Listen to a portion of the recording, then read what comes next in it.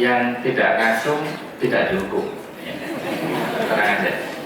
Ngasum coba berapa? 1, 2, 3, 4, nggak ada 20 ya. Terima kasih. Kemarin hari Senin saya ke Semarang pas waktu selesai teman-teman internship di Jawa Tengah. Kita tanya tentang ngapain kalian setelah selesai internship.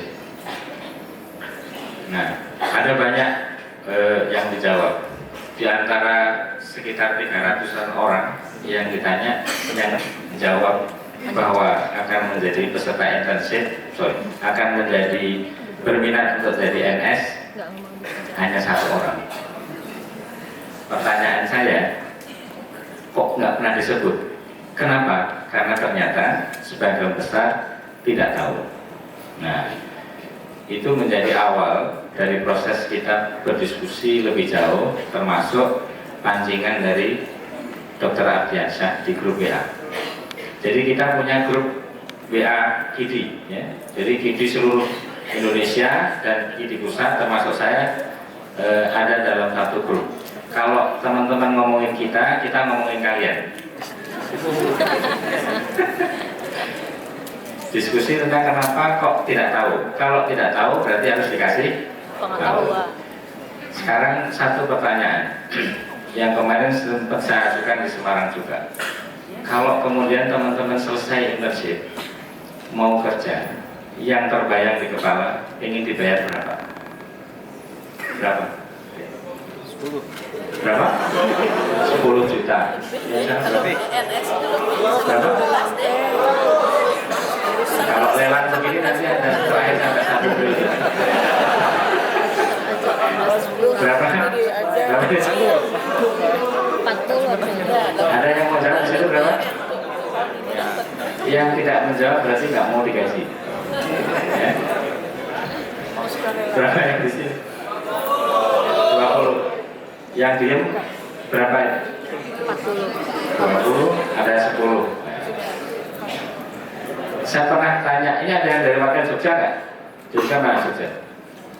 Ada dari internship Jogja nggak? Oke. Jogja berapa?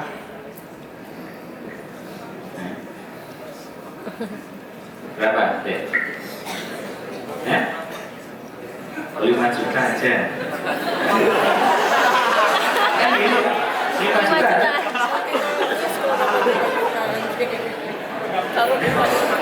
Riset survei penghasilan dokter umum di Jogja 3 juta. Tadi barusan kita diskusi tadi malam di Jogja atau namanya Surabaya, kita diskusi juga tentang sebenarnya penghasilan untuk tenaga kesehatan itu berapa. Begitu ditanya, terus ada proses penghitungan, teorinya macam-macam. Tapi begitu nanti lihat faktualnya, sebenarnya yang dibutuhkan angkanya 5-10 juta. Itu rate-nya. Tapi kalau dikasih lebih tinggi, mau ya? Nusantara Sehat itu diberi angka berapa? Ya? Yang dokter mana? Berapa? 11 juta.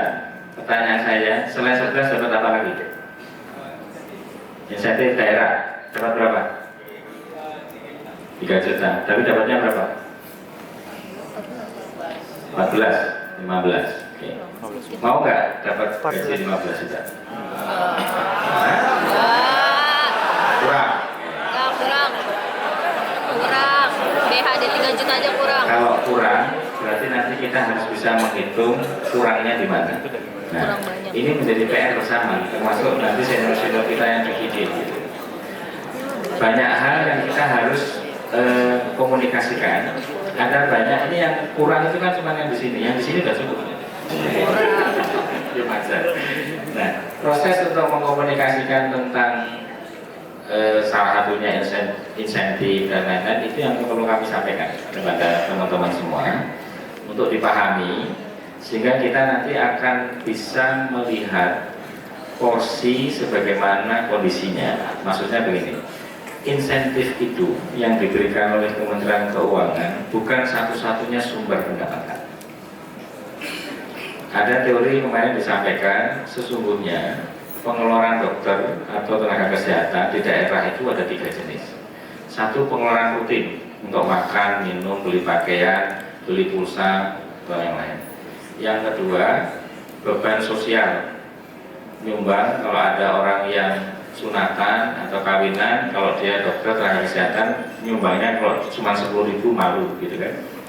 Kalau lagi musim-musim orang kawinan kan pasti penghasilannya banyak ya, jadi pengeluarannya banyak. Terus kemudian ada pengeluaran beban profesi. Nah, ini yang kemudian bisa kita coba kendalikan sama-sama dan disupport oleh Kementerian Kesehatan. Nah, proses yang akan kita laksanakan besok itu mencoba untuk secara rileks memberi gambaran kepada seluruh teman-teman agar memahami ini menjadi lebih banyak, tahu pemahamannya lebih luas, sehingga besok insya Allah di pagi hari kita akan mendapatkan paparan dari staf khusus Menteri Kesehatan, Bu Diah Saminasih, di ruangan yang lebih besar. Di ruangan apa Pak Indra? Di ruang Puri ya, di ruang Puri, di ballroom, nanti besok dikasih tahu. Kemudian setelah siang akan diajak bersama-sama ke Pusdikes TNI Angkatan Darat untuk menyaksikan proses pelantikan mereka, teman-teman yang di batch 5 yang suaranya lantang tadi itu. Sekaligus semoga tidak ada halangan, termasuk dengan teman-teman yang dari Poltekkes seluruhnya ini, ketemu dengan Menteri Kesehatan dan Panglima TNI Angkatan Darat besok di sana. Nah, teknisnya nanti akan dijelaskan oleh Pak Indra.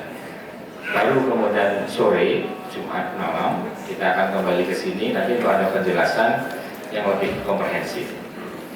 Teman-teman akan mendapatkan penjelasan dari Kabadan BPSDM terkait dengan program, karena di BPSDM ini jangan iri ya teman-teman yang bukan dokter.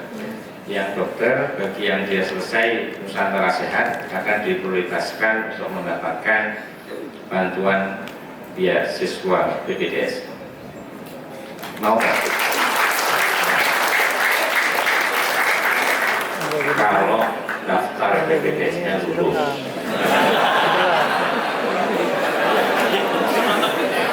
Artinya kalau sudah lulus nanti dapat rekomendasi dari Menteri Kesehatan atau pejabat yang berwenang, biayanya nanti akan ditanggung oleh Kemkes.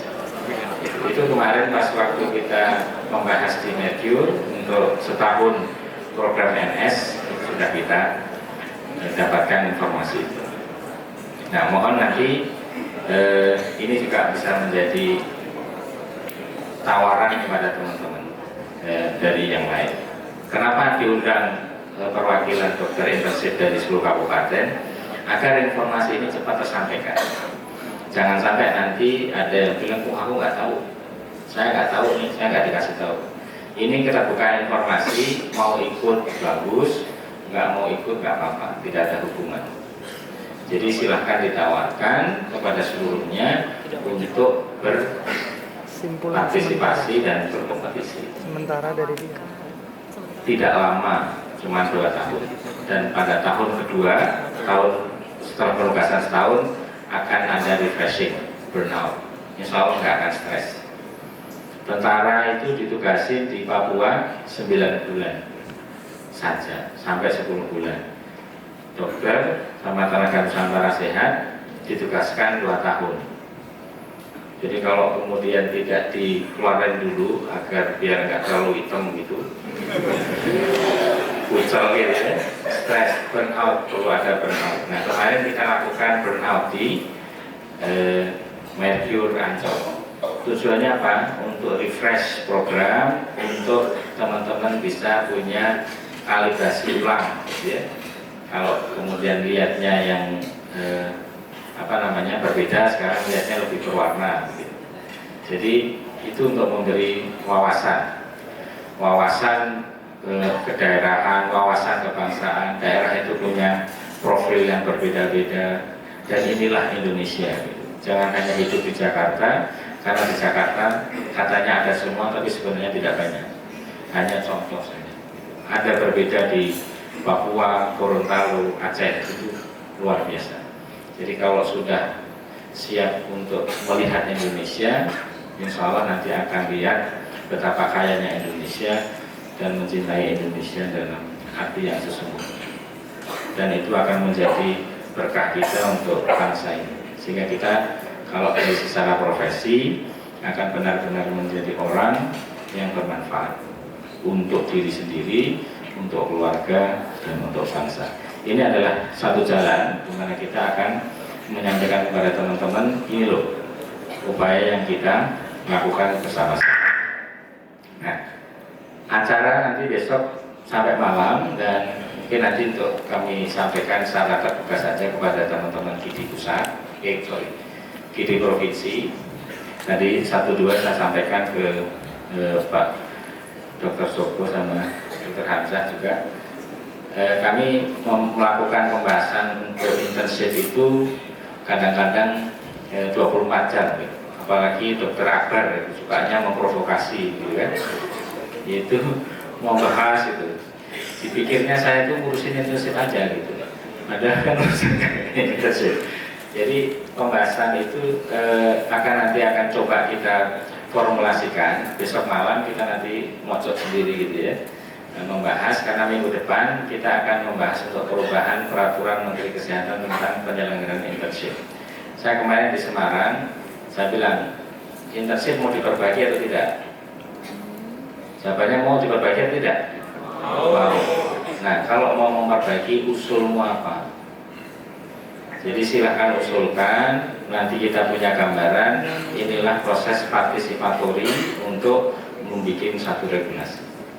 Nah, besok nanti kita coba konsepkan caranya, konsepkan metodenya, nanti tanggal 6 sampai 8 insya Allah kita akan ketemu lagi untuk GIDI Provinsi dan Sekretariat GIDI Provinsi untuk memformalisikan itu. Nanti perkembangan berikutnya nanti 2017. Tapi kita sudah mempunyai fondasi. Ini hasil kesepakatan kita waktu itu Pak Akbar waktu di Tangerang. Satu-satu Pak ya. Jadi kita kalau sekalian berat.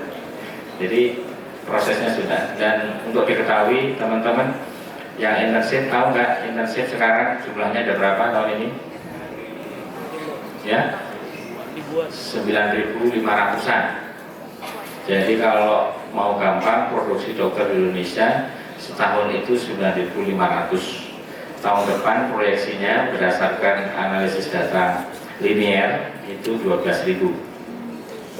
Rasio untuk dokter dibanding penduduk sudah menyentuh level cukup. Jadi konsekuensinya ada 3. Sebagian fakultas kedokteran ditutup, atau kuota di fakultas kedokteran dikurangi, atau nanti silahkan kita memproduksi dokter tapi dokter jadi pengangguran karena tidak ada slot lagi, tidak ada job lagi yang bisa ditempatkan. Itu kondisi berdasarkan situasi tahun ini. Kalau kemudian kita tidak melakukan sebuah konsep pelayanan kesehatan baru, makanya kita nanti akan punya mungkin besok Pak Kabadan bisa menggambarkan tentang dokter di RCKM. Nah, konsep itu yang nanti teman-teman mesti paham, karena disitulah kita akan mengambil peran dalam universal health coverage. Itu kondisinya seperti apa. Ini artinya Nusantara Sehat tidak berdiri sendiri dengan program yang lain. Ada banyak hal yang kita harus tahu topografinya. Kita berdiri di mana, kita mengambil peran apa, tapi secara makro kita harus tahu. Nah, pemahaman inilah yang perlu ditularkan kepada teman-teman nanti di kabupaten. Kalau nanti dibutuhkan, Dr. Hamzah misalkan bikin provokasi lagi gitu Pak, bikin lagi gitu ya, nanti di bulan apa namanya, bulan Maret ya, mau silakan. Begitu nanti ada kesempatan kita bikin lagi. Yang datang jangan ini lagi, yang lain ya, yang lain. Nah, silakan nanti itu bisa menjadi proses. Ini yang kemudian bisa kita siapkan untuk teman-teman, dan semoga nanti prosesnya menyenangkan selama 3 hari ini, sehingga nanti tidak ada halangan dalam proses perjalanan kita 3 hari ke depan, malam ini, besok, dan lusa. Kalau ada hal-hal yang kira-kira perlu nanti dikomunikasikan, silahkan komunikasikan. Rasanya kemarin sudah ada kontak person yang ditunjuk untuk itu. Dan sebagai akhir, saya sangat berterima kasih kepada teman-teman BPBK Ciloto dalam kendali Pak Tri yang sudah membantu proses ini sepenuhnya. Saya harus klarifikasi biar nanti jelas benar bahwa uang yang dipakai untuk pertemuan ini adalah uang dari Pusrenbun, ya, Pusat Perencanaan dan Pendayagunaan Sumber Daya Manusia Kesehatan Dalam Negeri BPSDM. Tapi pasukan yang kemudian mengorganisir ini adalah BPBK Ciloto. Kalau dari Pusrenbun, dalam hal ini bidang saya nggak akan sanggup. Staf di SDMK khusus yang ngurusin Nusantara Sehat itu cuma 7 orang, nggak akan sanggup. Mau diperes sampai menangis darah nggak akan bisa. Nah, masukan dari teman-teman Ciloto dan juga dukungan dari BPBK yang lain sangat membantu untuk terselenggaranya dengan baik. Ini era kita, era kolaborasi interprofesi. Kalau kita kemudian bisa bekerja sama secara keseluruhan, insya Allah sumber daya bisa dielaborate, bisa dikonsolidasikan, kita akan saling meringankan, bukan saling menjatuhkan. Itu salah satu konsepnya Nusantara Sehat. Kenapa ada 9 jenis tenaga yang akan ditugaskan. Besok kita akan diskusi itu lebih mendalam. Malam ini pesannya jangan lama-lama karena ada sebagian besar sudah ngantuk, betul? Yang belum ngantuk, layakan cari kopi. Itu kebiasaan saya. Dan kurang lebihnya mohon maaf. Muka-muka ini kita relax saja ya. Besok teman-teman silakan mengikuti petunjuk yang sudah yang nanti setelah selesai ini kita informasikan. Dan sebagai akhir